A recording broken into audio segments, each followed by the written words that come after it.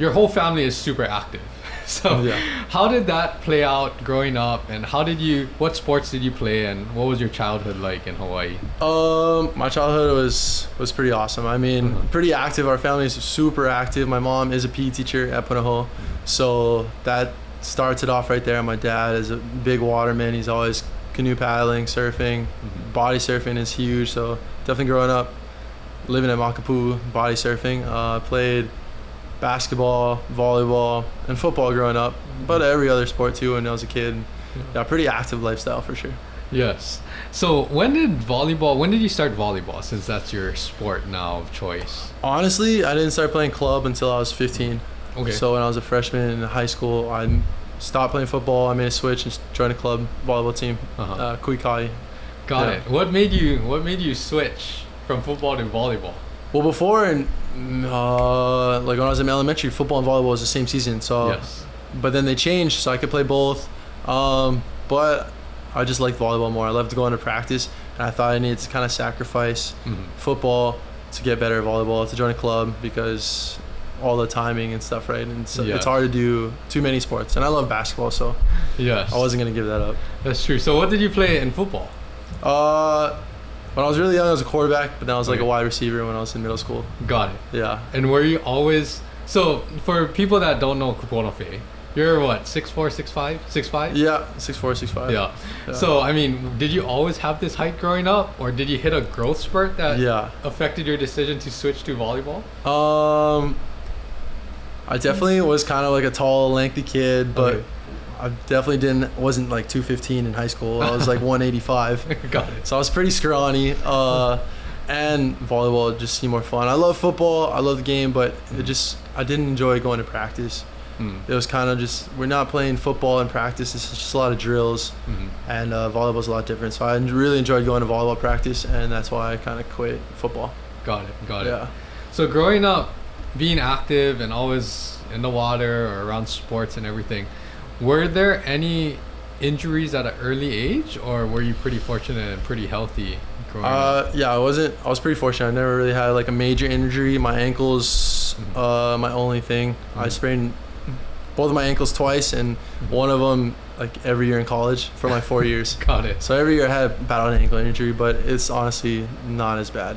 Yeah, not as bad as... Oh, that's interesting. So that's good. You got to really focus on volleyball and everything.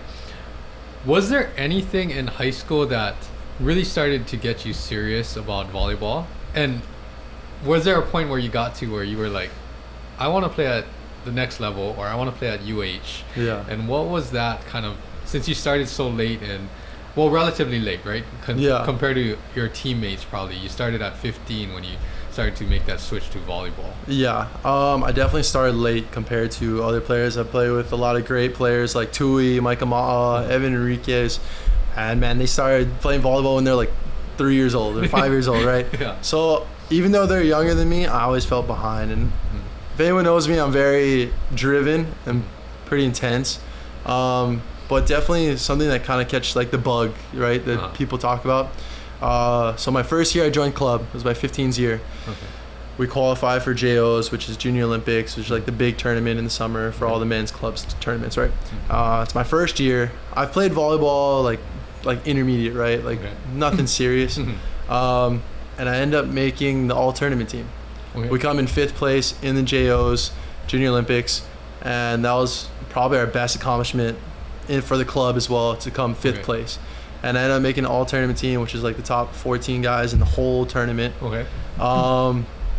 And then right then and there, I kind of just like, wow, I need to really like stick with volleyball. Like this, I could go somewhere with this, right? And then it's just all high school.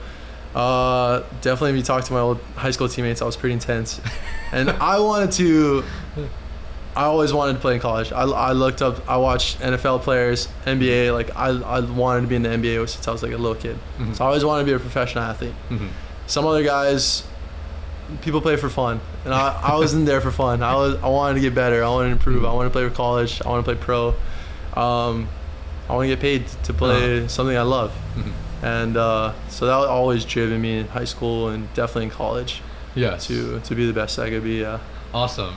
And so when you made that all tournament team, Was there anything, a shift not only in mindset, but like what you did, how you trained, kind of what your goals were in high school, or was there anything that really changed and the light bulb went off? Yeah, I remember like you get like this team, you buy like this team plaque or whatever, JOs, and then you get a plaque for making all tournament team. So I put that on the wall, and my dad would be like, well, we might as well make room for 3 more, right? 3 more all tournament teams. Sadly, I didn't make all tournament team again, but you know, it was just like a really good goal, and definitely sparked my interest in volleyball more, and I just wanted to play volleyball more. Yeah. Just all the time. All the time. Yeah. You might have to tell your dad that he jinxed it and he made room, and then yeah, and then there's just like empty spaces on the wall.